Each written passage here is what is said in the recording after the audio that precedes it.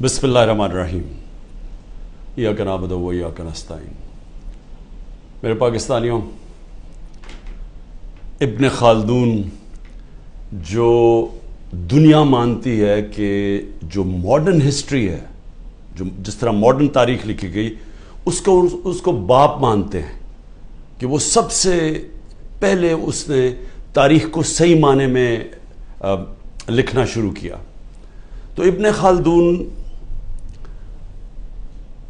ایک جگہ کہتے ہیں کہ میں نے جتنا قرآن اور اسلام کی سٹڈی کی ہے تو میں ایک نتیجے پہ پہنچا کہ اللہ نے انسان کو دنیا میں بھیجا ہی ایک وجہ سے کہ اللہ کی زمین پہ انصاف قائم کرو۔ انصاف کے اوپر آپ کوئی بھی دنیا کا معاشرہ لے لیں، جب انصاف ہوتا ہے تو وہ معاشرہ اوپر کھڑا ہوتا ہے۔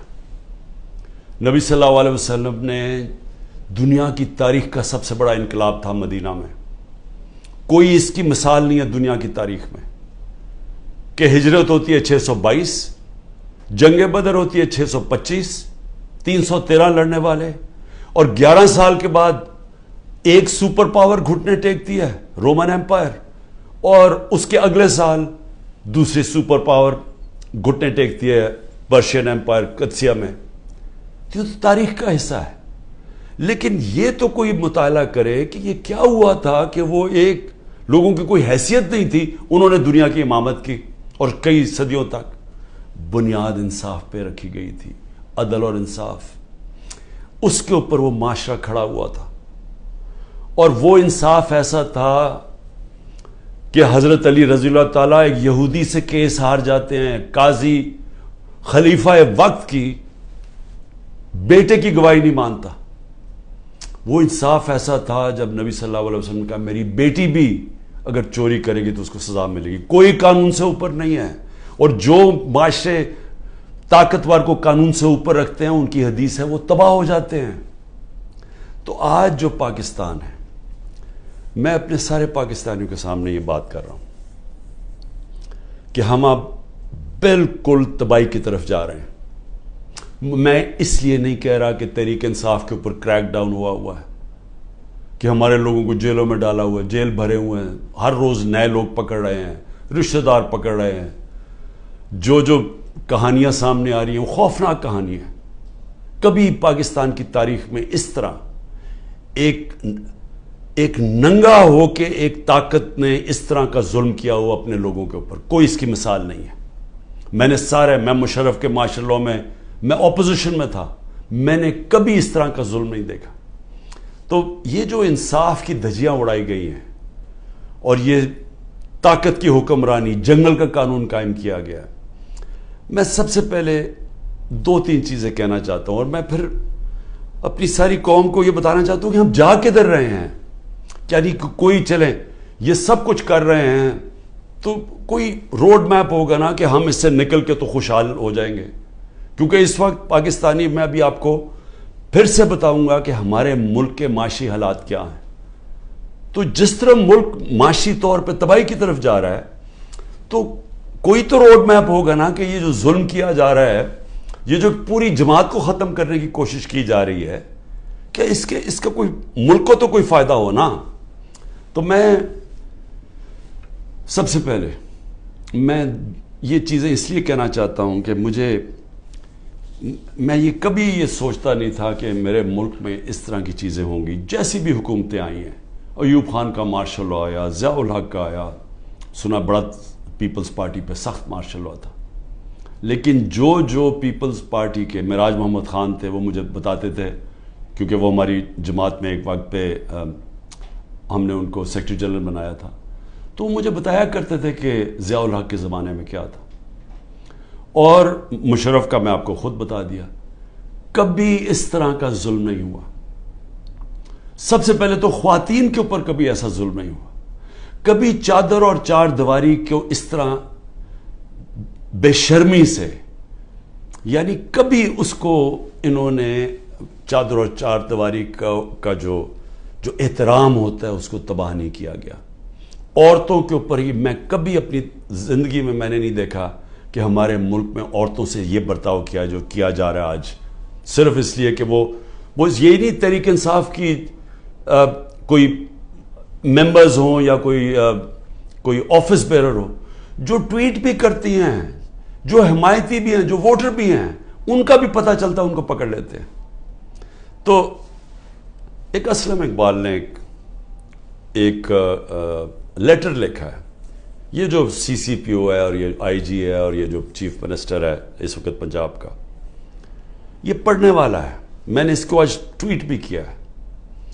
اس نے بتایا کہ اس کے سارے گھر کے اوپر کیسا ظلم ہو رہا ہے، اس کی 80 سالہ والدہ کی بھی پرواہ نہیں کی گئی، وہ آکسیجن کے اوپر ہے، ادھر گھس گئے، اس سے بدتمیزی کی، کیونکہ اسلم اقبال چھپے ہوئے ہیں۔ ان کے بھائیوں سے کیا کیا، کاروبار سے کیا کیا، کاروبار بند کر دیے، بھائیوں کے گھروں میں چلے گئے، ایک بھائی کا جو باہر سے کوئی اس کا بیٹا آیا ہوا تھا، اس کو جا کے الیکٹرک شاک لگائے، اس کا بازو نہیں کام کر رہا، وہ دبئی میں علاج کروا رہا ہے۔ یعنی سارے خاندان کو، ان کی بزنس کو جس طرح انہوں نے صرف اس لیے کہ میاں اسلم کسی طرح نکل کے اور کہہ دے کہ میں 9 مئی کے خلاف ہوں اور میں فوج کے ساتھ ہوں اور میں پی ٹی آئی چھوڑا ہوں، اس کے لیے یہ سارا کچھ کیا جا رہا ہے۔ حماد اظہر کے میاں اظہر ایک پاکستان کی سیاست، پنجاب کی سیاست میں ایک وہ عزت دار نام ہے جس کی سب اس کے مخالف بھی تعریف کرتے ہیں۔ 84 سال کے میاں اظہر جن کو کئی بیماریاں ہیں، ان کی طبیعت نہیں ٹھیک، ان کو اٹھا کے لے گئے کیونکہ حماد اظہر نہیں تھا۔ باقی لوگوں کے گھروں میں گھس کے، یعنی جو میں کہانیاں سن رہا ہوں، کراچی کے اندر بھی بات ہو رہی تھی، کراچی میں تو کچھ ہوا ہی نہیں، کراچی میں کیوں جا کے لوگوں کو اٹھانا شروع کر دیا، کراچی کے اندر وہیں چھاپے پڑ رہے ہیں، لوگوں کو جیلوں میں ڈال رہا ہے، اور وہاں بیٹھا ہوا آصف زرداری جو ساری زندگی اس نے صرف ایک کام کیا ہے، مخالفوں کو کرش کیا ہے، مخالفوں کو ختم کیا ہے، جھوٹے کیسز، اور جو خریدا جاتا ہے اس کو خرید لیتا ہے، باقی ساروں کو وہ ختم کرتا ہے جو مافیاز کرتے ہیں۔ وہاں ظلم کیا جا رہا ہے، ہر ایک کے اوپر ایف آئی آر ہے، لوگ چھپے ہوئے ہیں، اور صرف ایک طریقہ کہ آپ جناب پارٹی چھوڑ دیں تب وہ ٹھیک ان کو نکل جاتے ہیں۔ یہ بھی سوچ لیں کہ آج ہمارے انصاف کے نظام، یعنی یہ کیسے کوئی اس طرح کہ آپ کے اوپر ہر قسم کا کیس ہے، دہشت گردی کا سب کیس لگا ہوا ہے، جیسے ہی آپ نے کہا میں پارٹی چھوڑا ہوں کیسز ختم۔ تو یہ کیا ہماری عدلیہ، ہماری لیگل کمیونٹی یہ نہیں دیکھ رہی کیا ہو رہا ہے؟ کیونکہ یہ تو سارے دنیا میں کسی بھی قانون یہ اجازت نہیں دیتا۔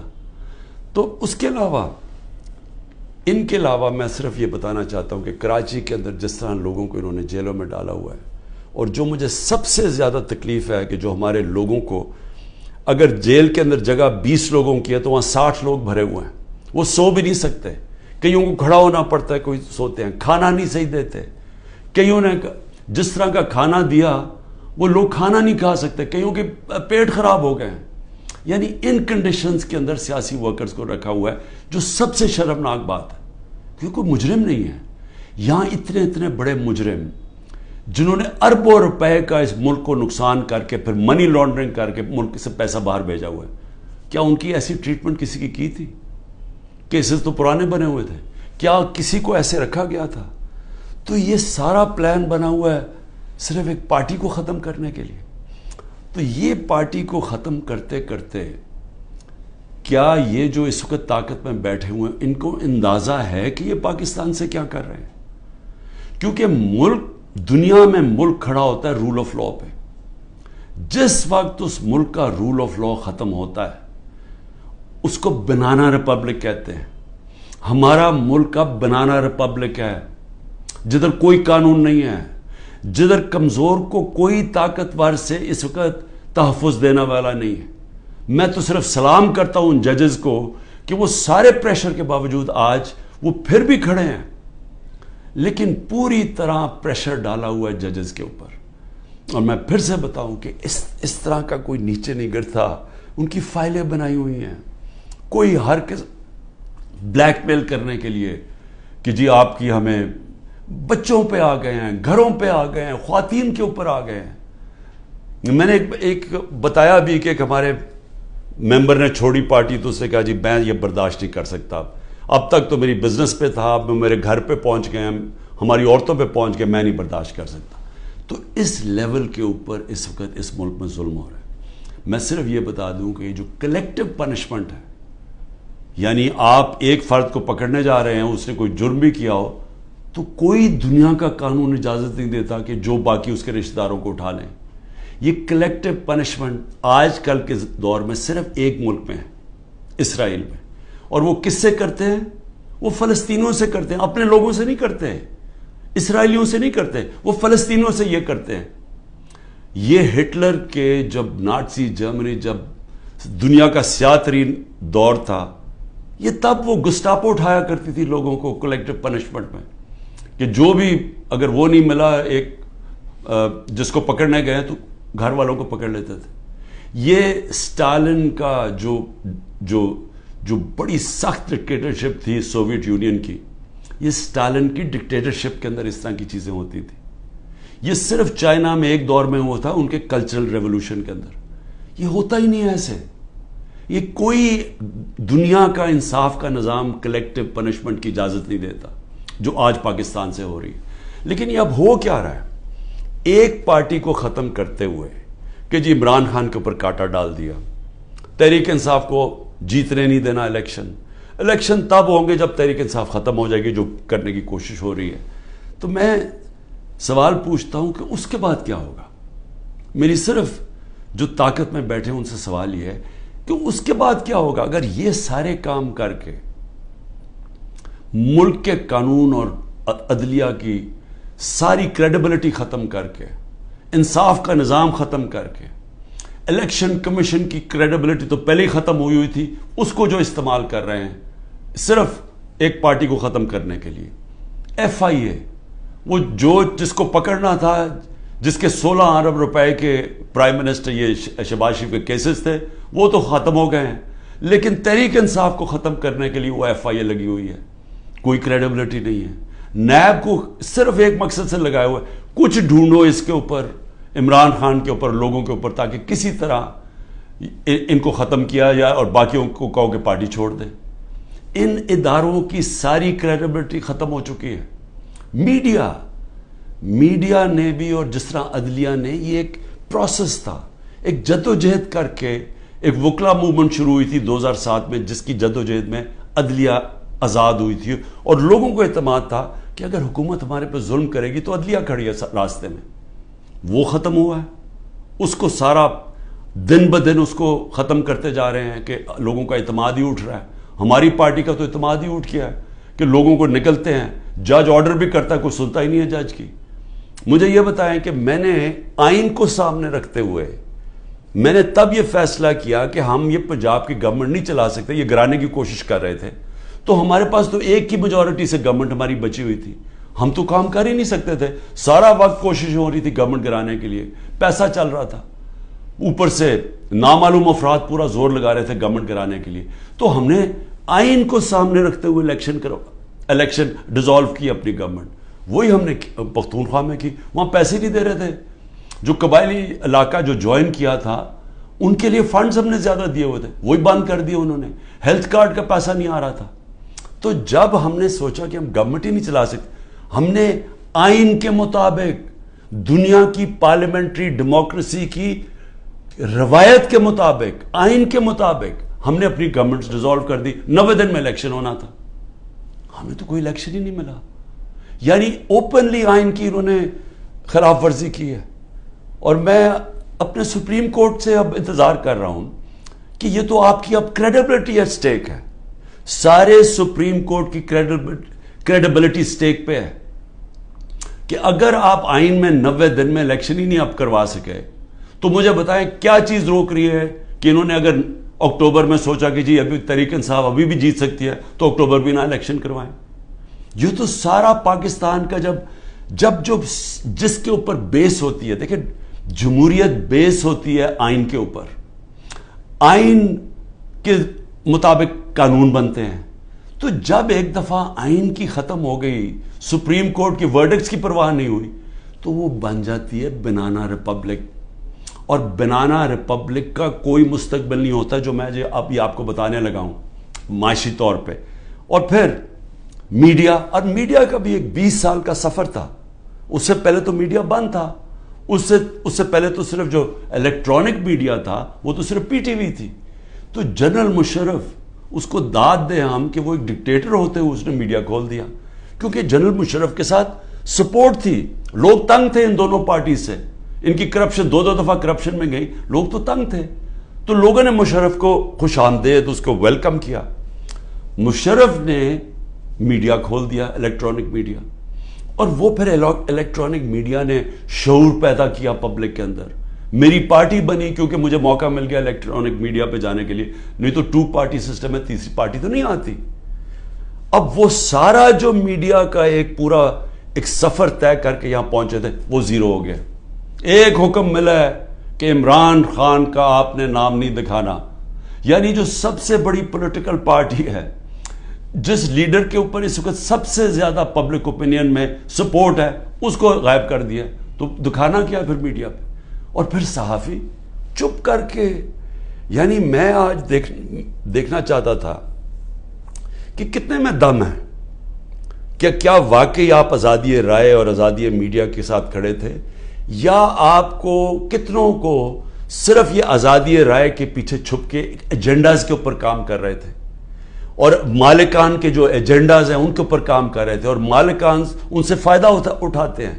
ان کو اتنا فائدہ اس سے نہیں ہوتا جو چینل سے ملتا ہے، ان کو جو بزنسز میں فائدہ ہوتا ہے. تو کتنے صحافی تھے جو ان ایجنڈاز پہ چل رہے تھے. اللہ کا کرم یہ ہے کہ دودھ کا دودھ پانی کا پانی ہو رہا ہے. اس مشکل وقت میں لوگوں کا پتہ چلتا جا رہا ہے، اور میڈیا کی پوری سمجھ آنی شروع ہو گئی ہے کہ میڈیا کدھر کھڑا ہے.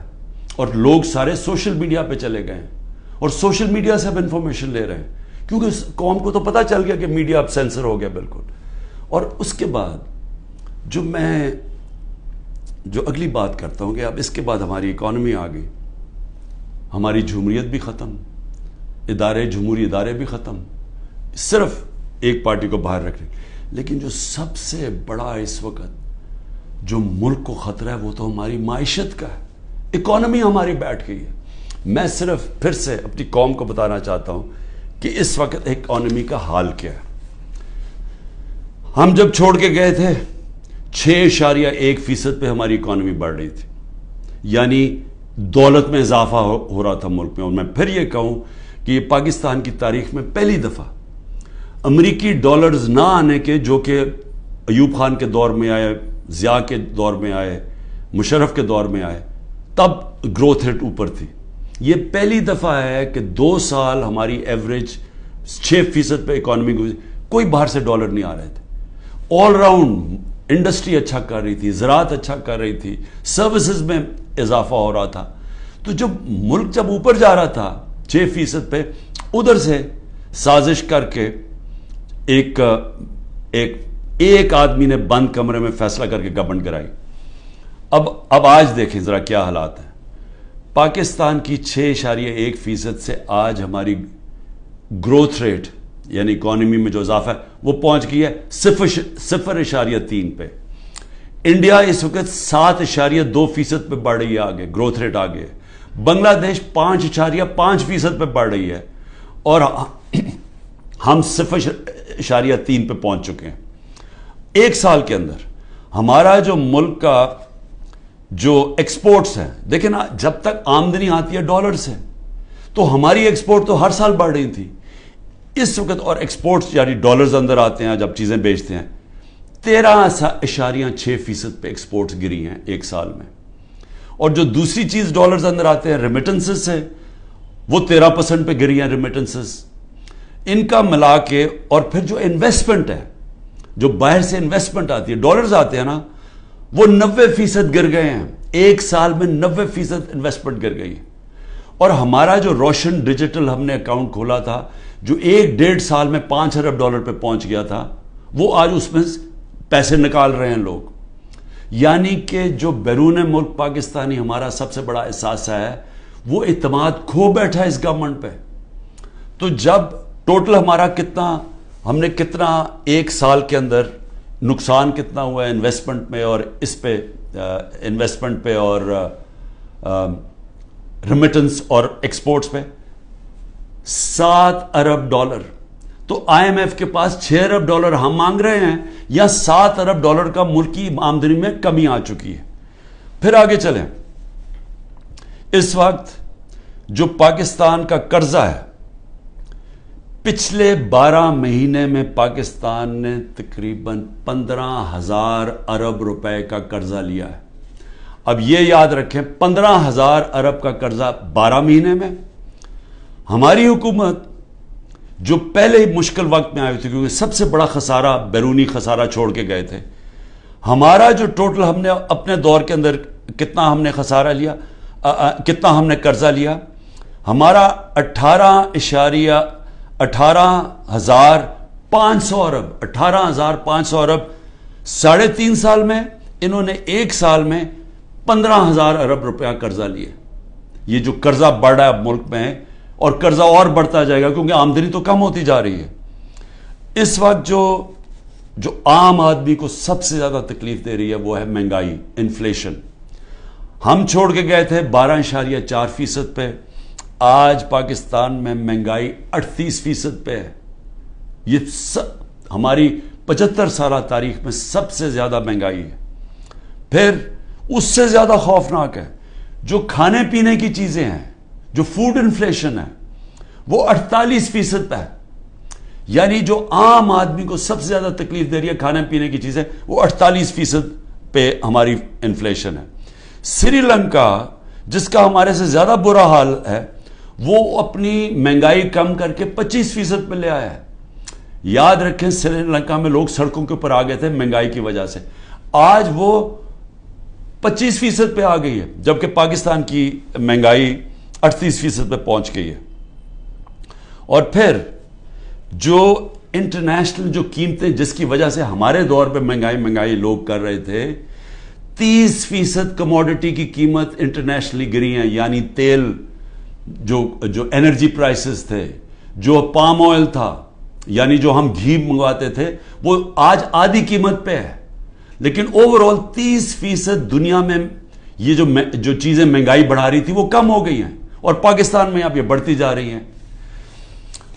اور پھر 2-3 اور چیزیں یہ ذرا آپ دیکھ لیں کہ ہمارے پاس کوئی اب روڈ میپ نہیں ہے کہ ہم نے 30 ارب ڈالر جون 2024 تک واپس کرنا ہے. ہمارے پاس کوئی روڈ میپ نہیں ہے کہ ہم نے تقریباً 1 سال میں 30 ارب ڈالر واپس کرنا ہے کیونکہ ڈالر کی جو انکم ہے وہ تو کم ہوتی جا رہی ہے.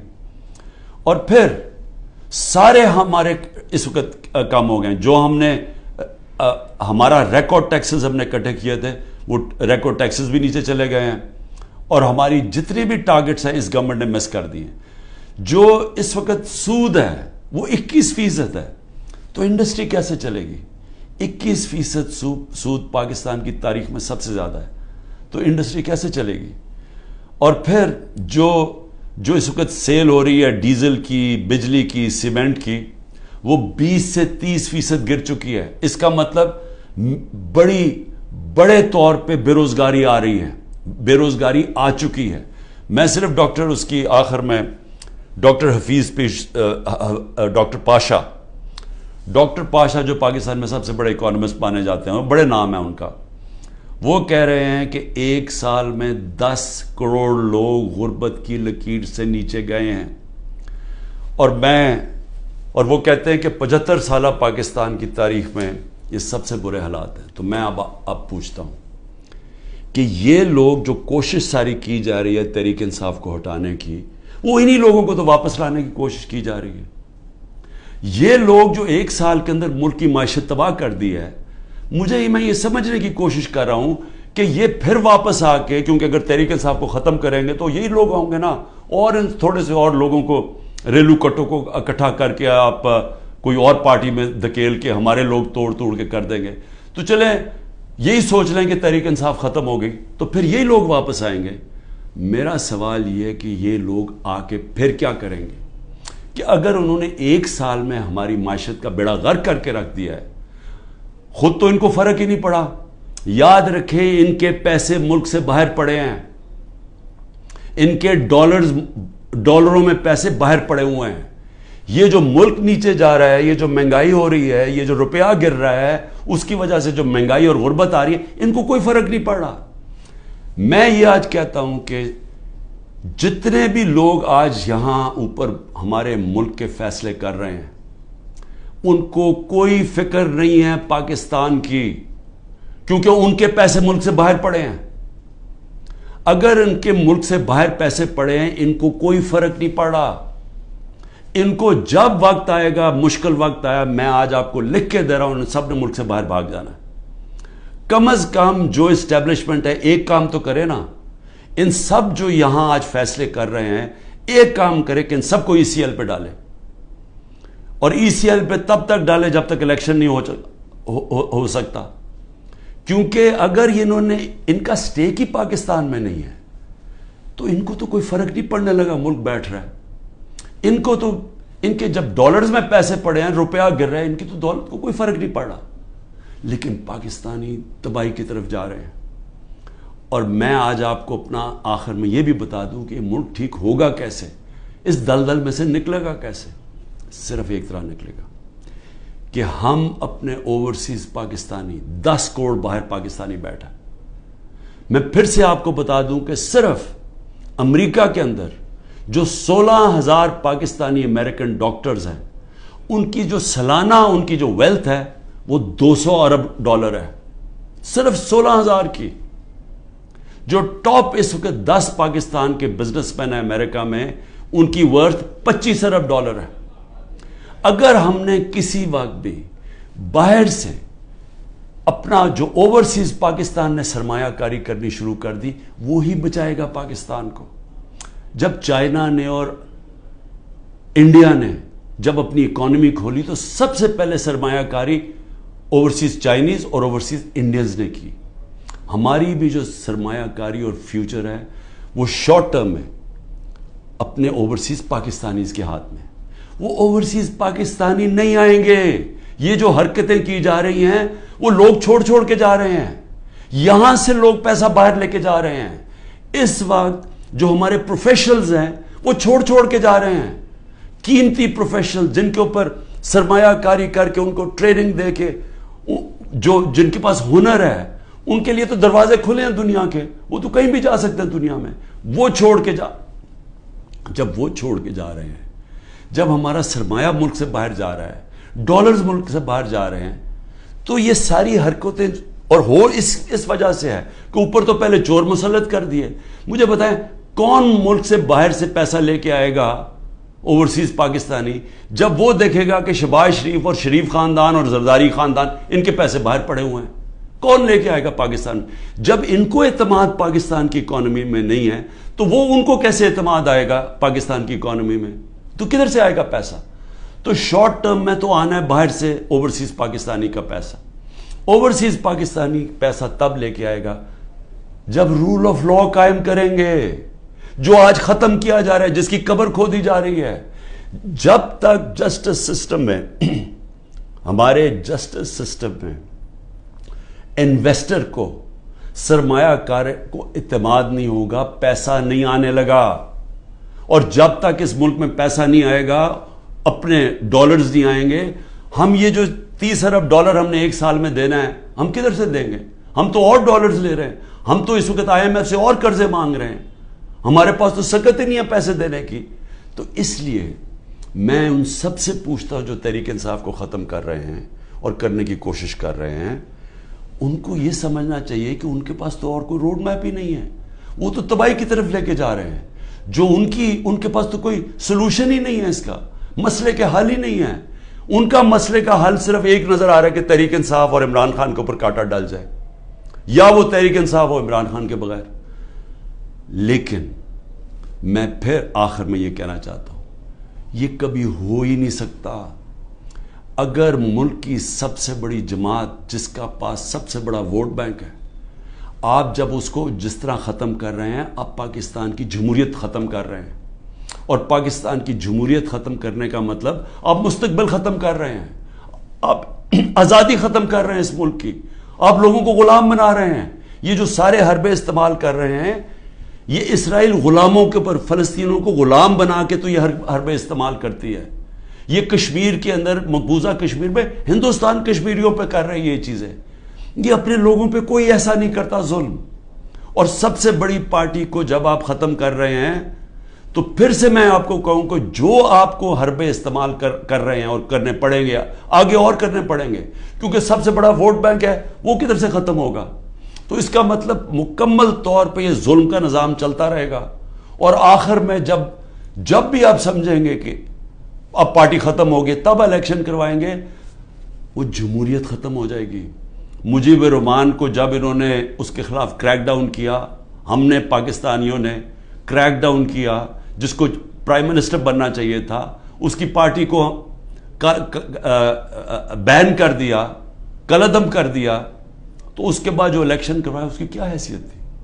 کیا وہ ایسٹ پاکستان کے لوگوں نے مانا تھا وہ جو الیکشن کے بعد لوگ سامنے آئے تھے؟ کسی نے کوئی بھی ان میں سے بچا تھا جیسی واپس جب ان کے پاس ان کو وہ آزاد ہو گئے ہمارے سے؟ تو یہ بھی جو لوگ آپ الیکشن کروائیں گے یہ ریلو کٹوں کی اور یہ جو سارے چوروں کو اور یہ جو سب اکٹھے ہوئے ہیں منی لانڈررز یہ جو ملک میں سزا یافتہ بیل کے اوپر لوگ تو جب اب کیا آپ کا خیال ہے کہ اس سے قوم مان جائے گی؟ ان کی کیا قوم ان کی حکومت مان جائے گی؟ وہ آج ہی نہیں مان رہی. وہ اتنے ڈرے ہوئے ہیں کہ سب کچھ ہو کے بھی وہ تو الیکشن سے بھاگ رہے ہیں. 10,000 ورکر بھی اندر ہے پھر بھی ڈرے ہوئے ہیں الیکشن کروانے میں پھر بھی کہہ رہے ہیں کہ اگلی مارچ تک الیکشن ہوگا. تو میں آج جو بھی اس ملک میں طاقت میں بیٹھے ہوئے ہیں میرا آپ کو سمپل یہ پیغام ہے کہ جس راستے پہ آپ یہ لے کے جا رہے ہیں اس میں پاکستان کی تباہی ہے اندھیرا ہے.